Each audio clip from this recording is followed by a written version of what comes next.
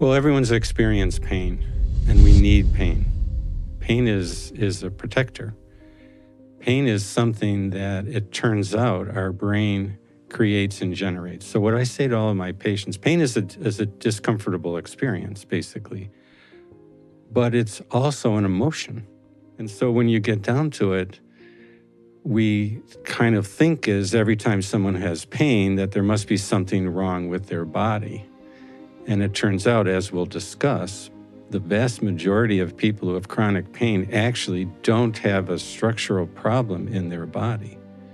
Most people with acute pain probably do, because if you break an ankle or something, and if you break an ankle, you want pain because it tells you, it's a message that your brain is giving you to stop, don't walk on a broken ankle. It turns out if you have a broken heart, you might get chest pain, but it might be due to your brain giving you the message that there's something amiss, there's something wrong in your life. And so what I say to all my patients is you can't understand pain unless you understand how the brain works. So we start with that because it's a much broader view of understanding pain. Take headaches. In the US, 25 million people suffer with chronic headaches. And so if you have headaches, you think there must be something wrong. There is something wrong. You have pain. But it's chronic. It's not like you hit your head and you have an injury to your forehead and it hurts and it's going to go away in a couple of days, or you have a tumor or an infection or a bleed. As physicians, we know there's certain structural problems that cause headaches. But the vast majority, 95, 98% of people with chronic headaches don't have a structural disorder. They go to the doctor, they get their CAT scan or MRI, they get tested for their sinuses, their teeth, their ears, their mouth, etc., and there's nothing wrong. So what's the cause? It's chronic headache pain, what we call primary headache, right? So what's the cause of that? Most doctors say, well, it's genetic, or I don't know, or whatever. And what we're saying is we know exactly why people have chronic headaches, because we can talk to them, we can listen to them, we can hear their story, and we understand how the brain works and how the brain can create a cycle of pain due to neural circuits that get activated due to stress and emotions and life situations. And then it continues to get activated by this vicious cycle of pain leading to fear of pain, which leads to more pain. We are spending billions and trillions of dollars for Band-Aids. We're talking about Band-Aid care, put something over it, as opposed to look and find the underlying cause. And the pain that is experienced in chronic headache and migraine and irritable bowel syndrome and fibromyalgia and chronic pelvic pain, and we've done research in looking at the causes of these, and most people with neck and back pain, we'll talk more about that in a minute. The pain they experience is real. It's not imaginary, it's not in their head, but it is in their brain because of neural circuits in their brain when the doctors can't find anything wrong, which is the case most of the time, as you've experienced. So the doctors are frustrated. They can't find anything that's wrong. They can say, oh, have this surgery or do this to fix it. That's not going to happen. But they can get better. And that's the work that we've been doing, and a lot of other people are doing as well. But it starts with understanding the person. It's listening to them and understanding them and getting to know them and understanding what's going on in their life so they can see what are the things which led to this situation, and they can know that you're not invalidating them, you're not stigmatizing them, you're not blaming them, that the pain is real, and that they can get better. What a hopeful message, as opposed to the incurable message that are mainly given by so many doctors and groups that are working in that space. The book that I recommend to people is How Emotions Matter by Lisa Barrett, neuroscientist in the States. And there's some very famous British neuroscientists, Friston and Clark particularly, who've written about this extensively. Their work is a little harder to read. It's very deep. But this is emerging neuroscience of how the brain works. Well, how does the brain work? Our brain creates what we experience. How do we see? We don't see with our eyes. We don't. Light comes in our eyes. But the light impulses have to be transformed electrically through the visual cortex to create the images that we see. And so our brain creates what we see, and part of it occurs in what we expect to see. The other day, I was driving by my friend's house. I hadn't seen him in a while. He was on vacation. I drove by. He's standing in his doorway. It's like, oh, wow, he's home. Awesome. I drive up to the drive, knock on the door. There's no one home. My brain created the image of him standing there, basically a hallucination. And police officers, this is controversial. My wife doesn't like me to talk about it, but they go to the scenes of crazy stuff, especially in the States, and they have to say, do I see a gun or not? Well, sometimes they see a gun that's not actually there, or vice versa. If I gave you prism glasses that turn the world upside down, you'd see everything upside down, but only for a few days. And then your brain would switch the images to be right side up again, because our brain creates what we see. Our brain creates what we hear. The other day I was at a meeting, a young woman got up and said, "Good morning, America," which is like, that's a weird thing to say. She actually said, "Good morning, I'm Erica," but I didn't know her name. But our brain, my brain was just latching onto something and creating something. And so when you break an ankle, it's not your ankle causing pain. An ankle can't cause pain. When you touch a hot stove, it's not your finger. The impulses go to the brain, but the brain decides, and this is the craziest thing, but it's true neuroscientifically, the brain decides whether to actually turn on pain or not, whether to give you the experience of pain or not. How do we know that? Because a lot of people have experienced themselves, you get an injury and you have no pain at all. So the brain decides whether to turn on pain or not, and it's there to protect you. It's something that everyone needs. It's like a smoke alarm. And, well, the research shows, neuroscience research shows that emotions and stress activate the exact same parts of the brain as does a physical injury. And we can talk about why our brain might do that. We don't know for sure, but whether God created us that way or we evolved that way, but that's how our brain works. So the pain that occurs due to a fracture is exactly the same as the pain that occurs due to a stressful situation that occurs in our life. Our research shows that your thoughts can make you sick. Then the question is, if your thoughts could make you sick, can your thoughts make you well? And we're actually discovering that that's absolutely possible. We've seen people with really difficult pasts, really brutal pasts that were abused and traumatized at a very early age, and then repeated traumas that took place in people's lives. And they had night terrors, and they couldn't be in relationships. They had social anxiety. They had a lot of health conditions. We've seen them completely change to be happy people again, to free themselves from the past. And so I would never put a limitation on change, because I just don't think you can really predict that. I think many people that are learning how to change, and they understand what they're doing and why they're doing it and how it gets easier, I think for the most part, people can change all kinds of things. And when they do change, our research shows that their brain changes, their heart rate changes, their gene expression changes, there's thousands of metabolites that are being released into their bloodstream that weren't there prior.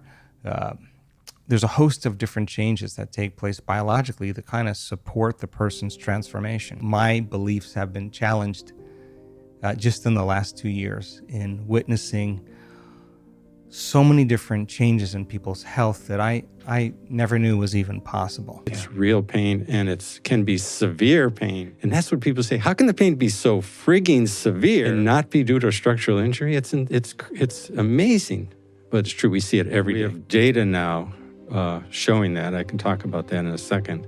But the most important thing is that it's not all in your head. When a doctor says, or anybody says it's all in your head, it's cruel. It's ignorant, because it implies that it's their fault, that they want the pain somehow, that they're crazy or mentally deficient, or making it up. And none of that is true at all. And so that validation is so important. Right. And we're not really looking at the whole person.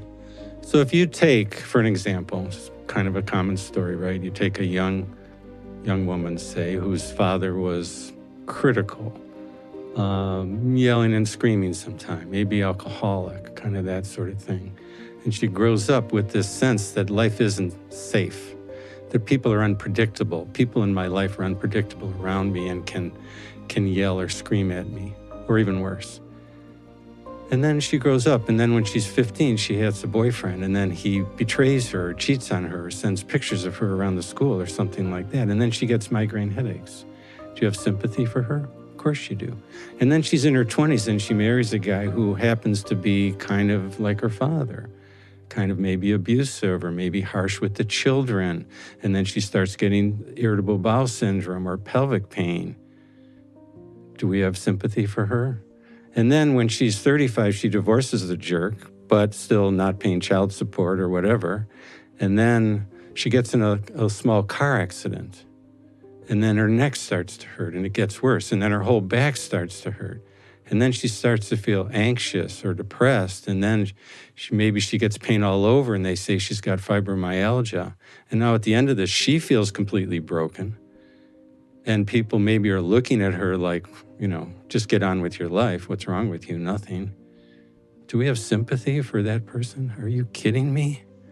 Her whole life has been one which cries out for understanding and cries out for her to be heard, listened to, respected, cared for.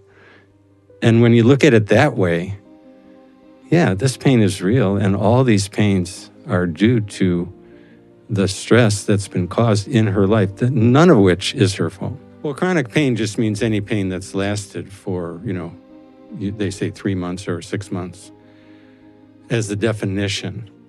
But the conditions that are commonly what I would call neural circuit-based pain, in other words, brain-generated pain in the absence of structural problem, are primary headaches like tension and migraine headaches, and other headache conditions like occipital neuralgia, trigeminal neuralgia.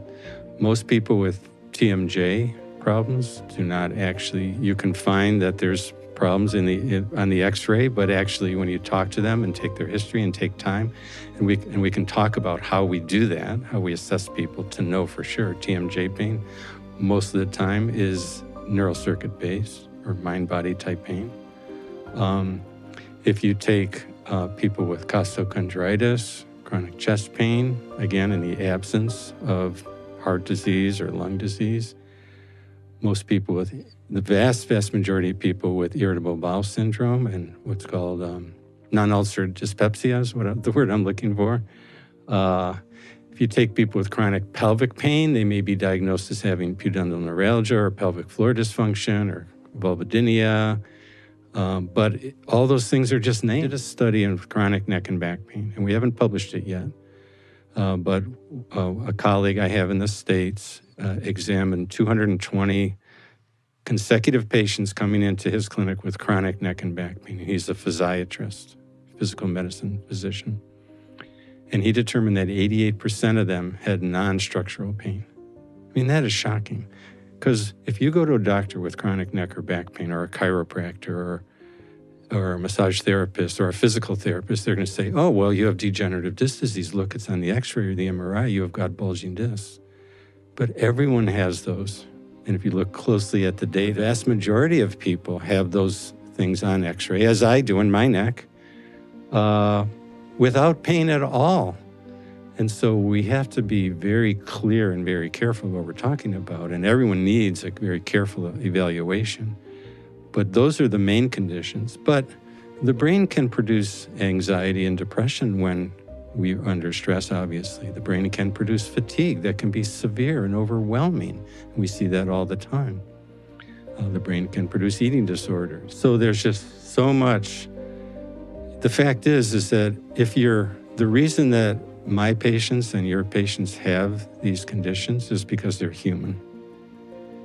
They're just human. They have a brain, they have a body, they react to stress that occurs in life, and everybody has some of these. Everyone does. When I like to say, when I started my internship, I was a young doctor. I got diarrhea for 6 months. Well, was that diarrhea real? Well, it's real. You can see it. But it wasn't because I had something wrong in my bowel.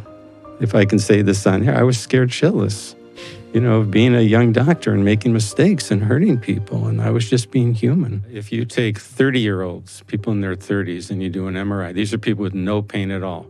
40% of them have degenerative disc disease. 30% have bulging discs. These are 30-year-olds. These are normal findings that occur with aging. So what happens when you're 50?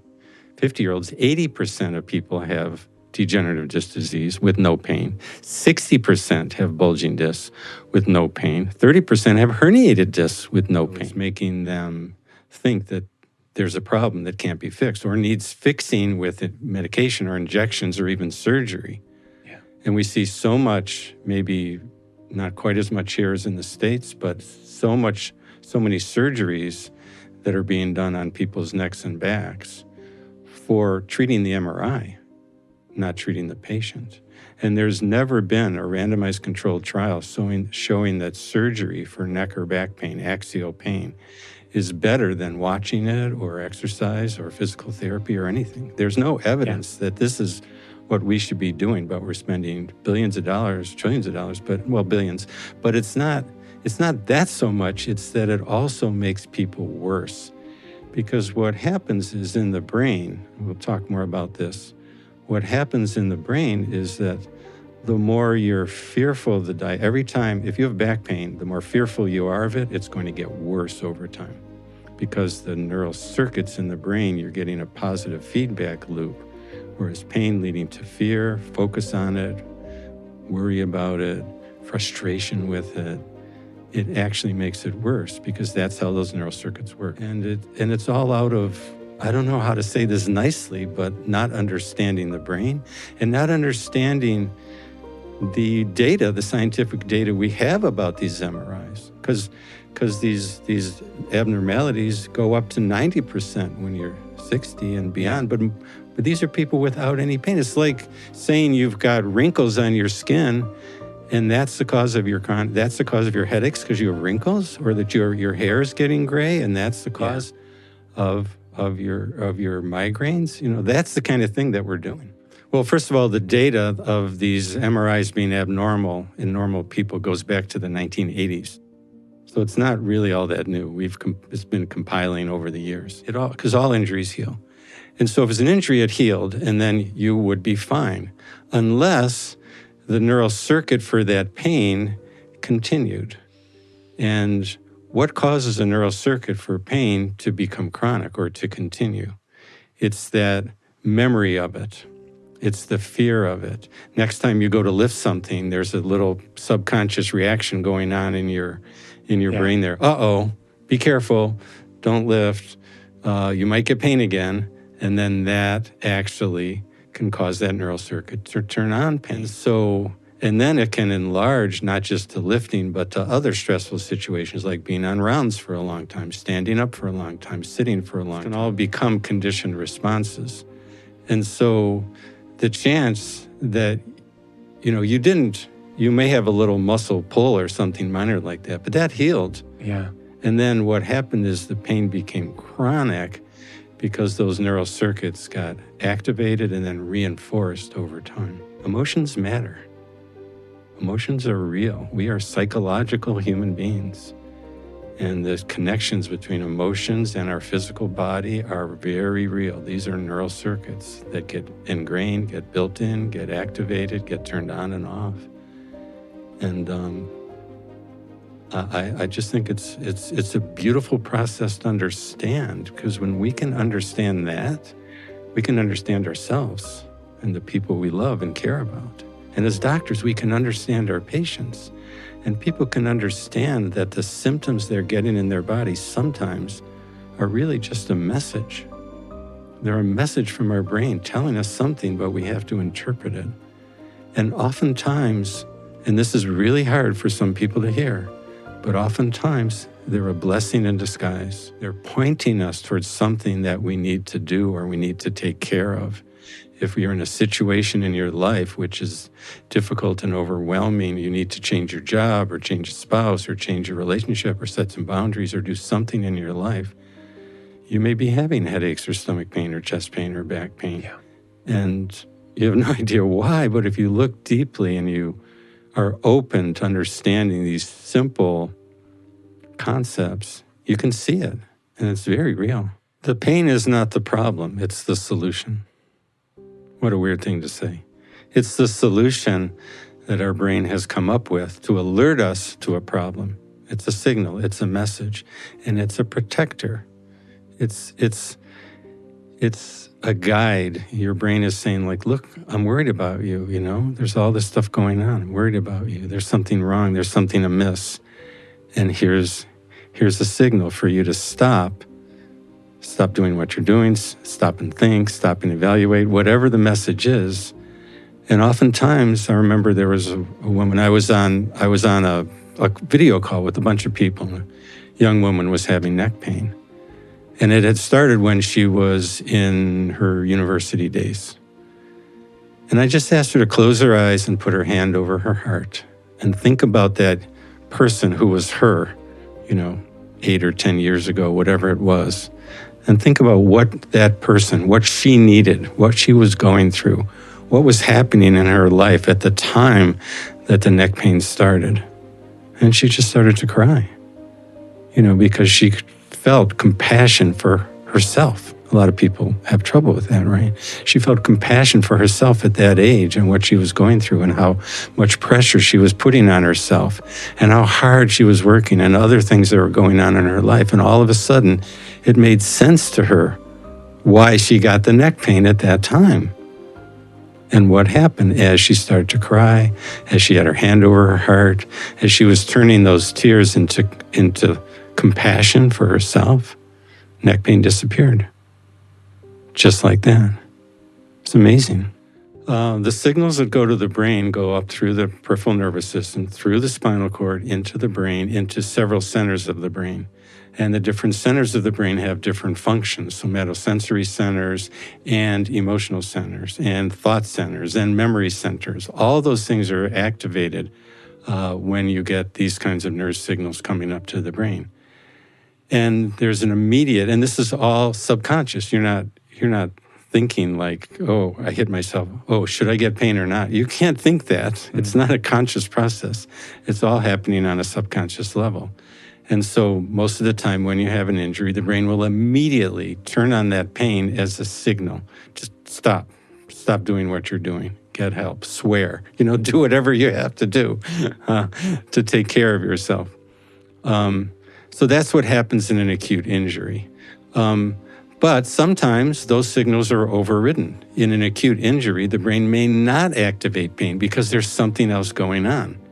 I like to say if you're running across the field and you break an ankle, you're likely to get pain. If you're running across the field and break an ankle, but you're being chased by a lion, you probably wouldn't get pain in that situation. So there's a decision mode that's going on in the brain that can override that. The point is that injuries that occur that cause pain, which is almost all the time, those injuries heal because our body always heals. But what happens is that sometimes the danger signal of what's going on in people's lives is also activated through memory, through prior injuries, through stress that's going on in our life that can activate this danger signal to make the pain continue even though the injury heals. The point is that the brain then has this pathway that's sometimes becomes a default pathway of neural circuits that keeps turning on pain every time you wake up in the morning or every time you bend over as a conditioned response. And so then those neural circuits become activated sometimes all the time or coming and going or in whatever pattern occurs. But those neural circuits are real and they're causing real pain. But it's not because of the injury. So that's the critical thing that we and physicians and PTs and everyone need to understand, to look carefully, to really listen to people of what happened with the injury, what happened with the healing, and what is the history of the pain. Because if the pain is turning on and off, structurally, if you break your arm, the pain doesn't turn on and off. Yeah. If you go away on vacation, it goes away, and you come back to work, it comes back again. That's a neural circuit problem. If the pain is triggered by stress, if the pain is triggered by the wind or cold or the weather, there's all these signs and clues that we have as physicians and other professionals to listen to people intently and make sure that we've ruled out a structural problem. Tim Noakes is an exercise physiologist from South Africa, and he's written about this, and he calls it the governor. And there's a governor, and it's like up there. And at some point, you're hitting the wall. At some point, you're saying, oh, I can't go on. But it's a feeling. It's a protection. Again, the brain is protecting you. It's saying, like, hey, why are you doing that? It's way too much. You can't handle it. Everyone talks to themselves. All great athletes talk to themselves. But everyone talks to themselves. If you think you're not talking to yourself, you're the one who's crazy. Because we're always giving ourselves messages. And if we're saying to ourselves, oh, my back is always going to be bad, that's a message that's making the brain make it worse and worse over time. If you're saying to yourself, I can't handle this marathon, or I can't handle this 5K, or whatever, that message is going to affect how you feel and how tired you are and how much you can run. Literally will do that because the brain has power over our muscles and over our sensations and over our feelings. That's just how the brain and the body work. And so if we can really understand, and great athletes understand it, they say, oh yeah, I know, I'm really tired. That's okay. I can handle this. And then they keep going. What we would call pain reprocessing therapy. When we evaluate people, we're listening to their story. We're validating them. We're understanding them. We're looking at what symptoms they have and making sure there's not a structural problem.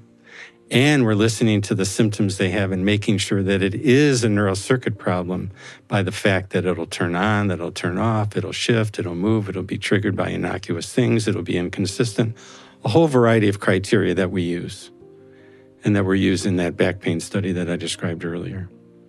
And then we'll look for any emotional stuff that might be going on or has gone on in their life that may have contributed to it. So we do all that. And then we decide, oh, this is a neural circuit problem. This is amenable to reversing by two types of solutions. And the one solution that we're calling pain reprocessing therapy, and the other type of solution that we're calling emotional awareness and expression therapy. So the first one dealing with the neural circuits in the brain directly, and the second one dealing with emotions. And in our Boulder back pain study, we evaluated, there were a randomized controlled trial. There were 45 people randomized to our arm of the study. Of the 45, I evaluated all of them.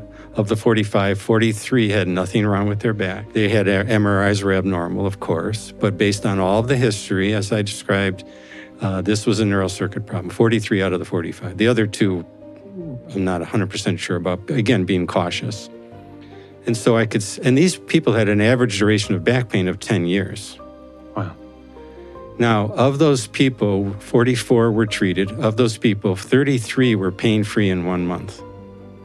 So 75% of the people we treated were pain-free after 10 years of back pain in 1 month, simply using what we're calling pain reprocessing therapy. What is pain reprocessing therapy? It's changing the narrative.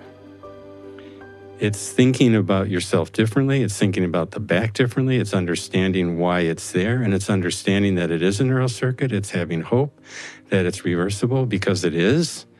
And then it's as you go to lift or bend or move, you're telling yourself, I'm okay. I'm safe. I'm not in danger. And you're smiling. I mean, you did it.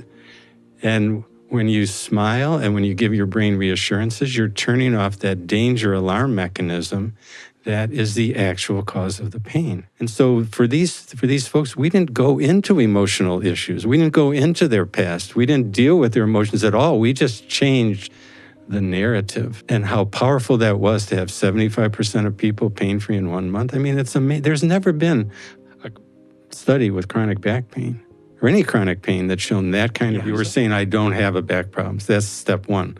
And then it's talking to yourself with this positive, I mean, it sounds silly to talk to yourself, give yourself affirmations. How stupid is that? But those have been shown in fMRI studies of the brain to change the brain. Yeah. Our brain is neuroplastic. And when you're giving yourself these positive messages, and then we use a graded exposure technique where you start to maybe move a little, or even imagine yourself moving with joy. Imagine yourself moving with a smile. Imagine yourself moving with these messages of safety. And we do this right in the office. And I've got videos of folks in my office where they're having pain with bending over, and then I have them imagine bending over, and then it hurts. And say, oh, you're imagining bending over, and it hurts. Your brain is afraid of you bending over. Oh, yeah, that's what's happening.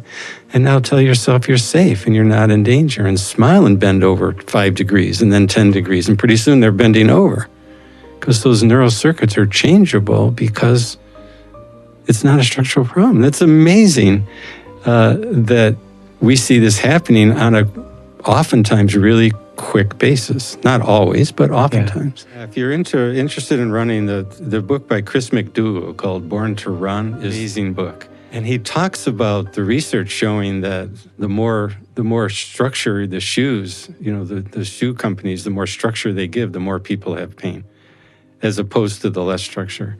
And he talks about running with freedom and running with joy in that book, and how these ultra marathon runners from Mexico do it, really in the same way.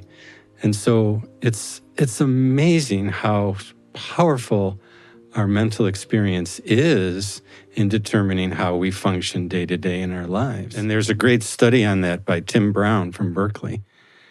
And in the US, he took Berkeley, California, he took nationwide data on stress and anxiety in the country following 9/11, 2001.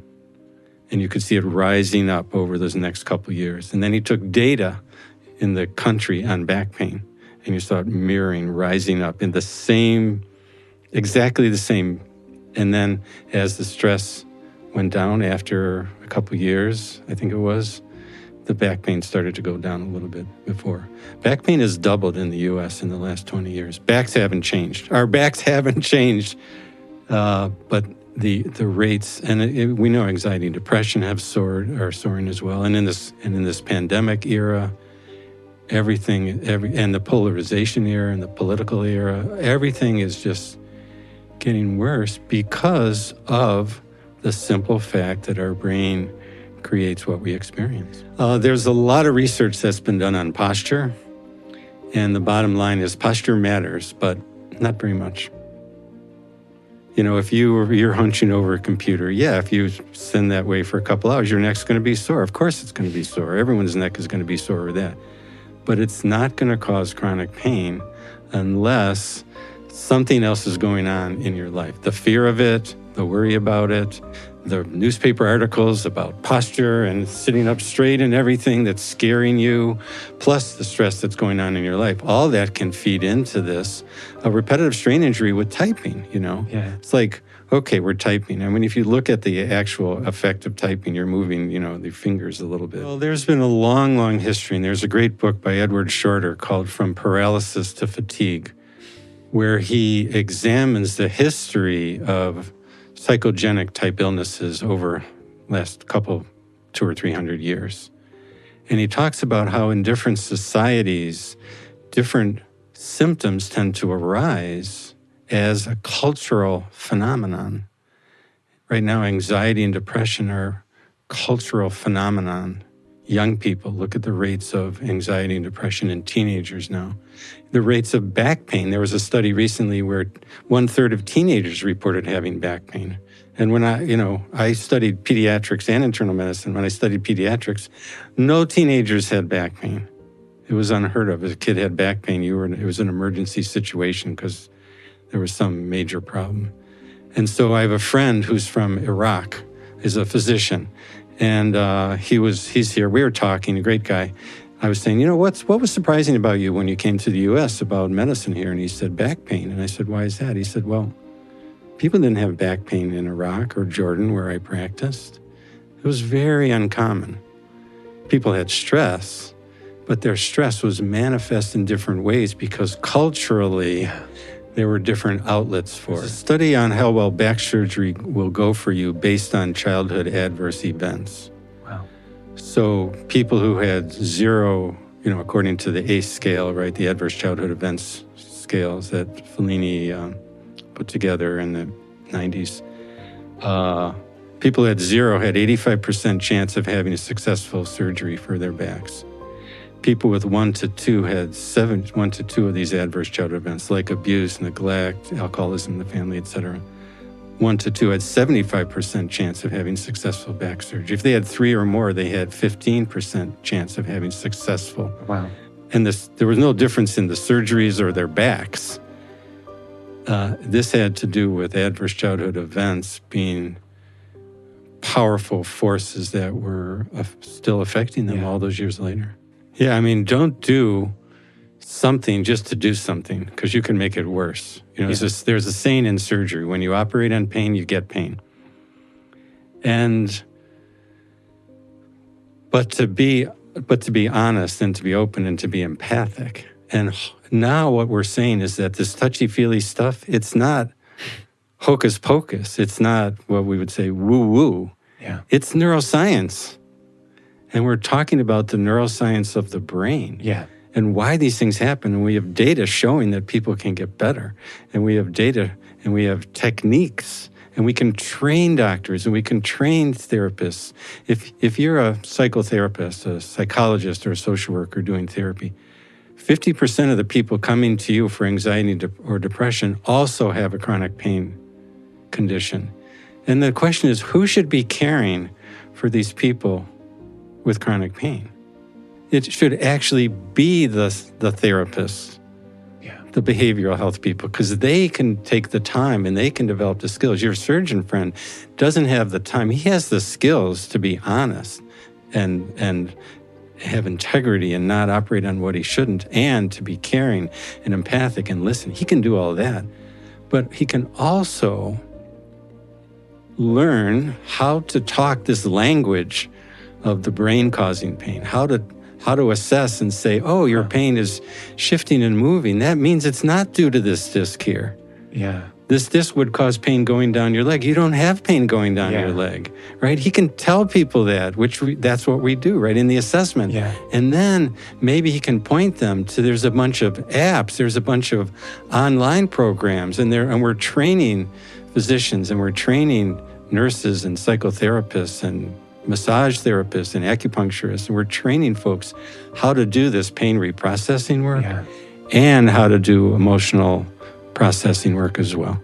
You just interrupted that pain cycle by giving the danger signal in the brain these calming and safe messages. And that's what pain reprocessing is at its core. And we've got a whole bunch of techniques of how to do that so that people can, step it, do this, do this, do this, change your relationship to the symptom, and see what happens. And then when you start investigating, looking, oh, hey, it hurt then, but it didn't hurt then. Oh my God, it is my brain. Oh my goodness, I'm going to be okay. And then there's that relief. Well, I started this work in 2002.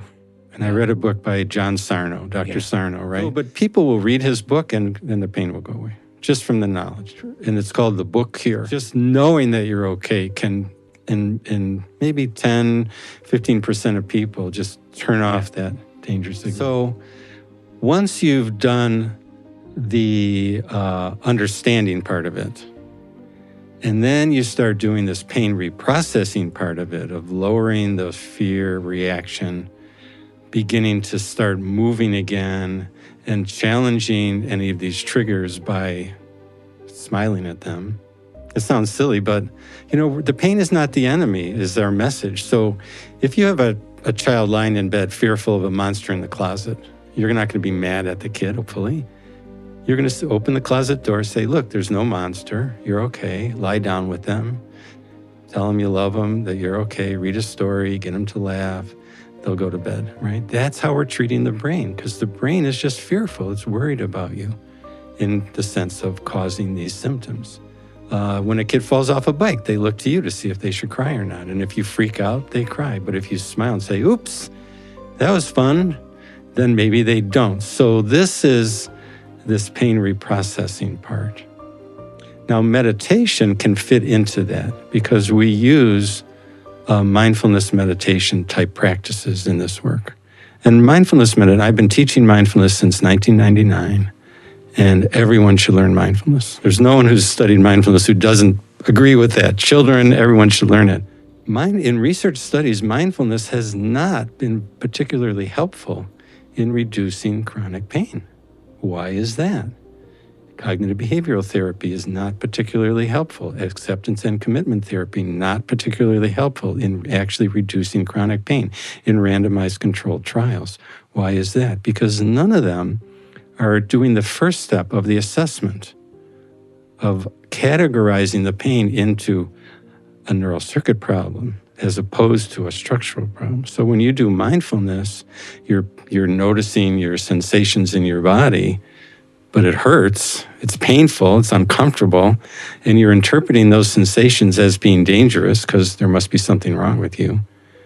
You're not getting better. To recategorize the symptom into basically, and this, again, I'm doing this with saying this word with love and compassion. And the reality is that the symptom, this pain or whatever it is basically a thought. It's basically created by the brain. And now if you can observe that, now you can step back from it and observe it and just watch it and not try to fight it and be frustrated by it, but set that aside and then be with it and see what happens. And then maybe it shifts. Maybe it gets a little worse. Oh, my brain just made it go up. Oh, that's interesting. What's going to happen next? Oh, it just went down. Oh, that's interesting. Oh, it moved over here. Okay. And all of a sudden you see, and then it really, as you said, it drops. All of a sudden you get it. And then, so meditation has a really important role in this, but not just meditate. Yeah. Understand and use the tool in a way which is going to help reverse the pain as opposed to cope with it. So journaling is part of the techniques that we would use on the second part of the treatment, not the pain reprocessing part, but the emotional awareness and expression therapy, which we've developed and worked on. It has components of intensive short-term dynamic psychotherapy that my friend and colleague Alan Abbas is the foremost researcher and teacher in the world on that, plus some internal family systems work as well. So if you put kind of those things together, you start to deal with the emotions of it. And that's a whole nother area that can really lead to healing on the inside. Yeah. Not just recovery from the symptoms, but using the symptoms as a way to decide what's important in your life. So that's a whole nother area that we can discuss as well. When people are suffering, we want to alleviate suffering. I mean, that's part of being a physician, part of being a caregiver. So Dr. Sarno kind of had an idea. He wanted people to throw away their pills, throw away their crutches, throw away the things that are helping them cope, which is fine when you have that amount of confidence and, it's not too bad. But, some people need pain medications, certainly if they have ongoing, if you have metastatic cancer kind of situation, doctors have gotten worried about giving strong pain medications to people who are dying of cancer. I mean, that's silly. Why should we not alleviate suffering in that way? And if someone's suffering with severe pain due to a neural circuit type problem, they may need pain medications while they do this work, certainly. And so I don't want people to feel like they can, never take a pain medication. But if you can alleviate pain with pain medications temporarily while you start investigating your life, while you start the pain reprocessing work, while you start dealing with some of the emotional situations in your life, then over time you can reduce the pain medication. Yeah. One of the problems we've had in the medical profession recently is people are put on forced reductions of opiates and saying, okay, you're going to taper. And what happens is now you get what's called, as I'm sure you're aware, the nocebo effect kicking in. So people are fearful that their medications are being taken away from them forcefully. And now the pain is going to be worse because the brain is put into a bigger state of fear, and lowering the medication is much harder. So what we try to do is we try to first just stay on your medication. Let's see if we can get you out of pain first. If we can get you out of pain using these methods, then tapering that medication is going to be easy, because what we're doing is we're offering, and we're, as you say, we're meeting people where they're at, and we're meeting with empathy and kindness and caring and understanding. And a lot of people, not a lot, I mean, most of the people who come to me understand this. That's why they're coming to me as a physician. But, sometimes they don't, or, it doesn't really make sense to them. And I'm like, fine, this may not be the right path for you. Yeah. There are lots of other paths to healing. There's lots of other ways of healing that could be, all sorts of stuff in the alternative fields or whatever. I try to be careful of that, and I try to help people not spending too much money or, getting on other diagnoses that don't make sense. But there's lots of other paths to healing, and maybe there's other medical paths that you haven't tried yet. Let's sort it out, and let's just take it step by step, and let's see what happens, and let's investigate. Once you have this kinds of information, now you can look at what's happening over time, and you can look for those experiences that you can have which show that, the pain, this happened in my life and the pain went up, or this happened in my life and the pain went down. Yeah. Or it's inconsistent. Why is it happening sometimes and not other times? And now that you have a framework for understanding that, you can say, maybe it is my brain after all. Wow, wouldn't that be something? How come I never heard about this in the last 5 years or 10 years or 20 years of suffering? How come nobody told me that there was a different path? And it's not for everybody. And I don't expect that everybody who's listening is going to oh, yay, we found the way. But some people will.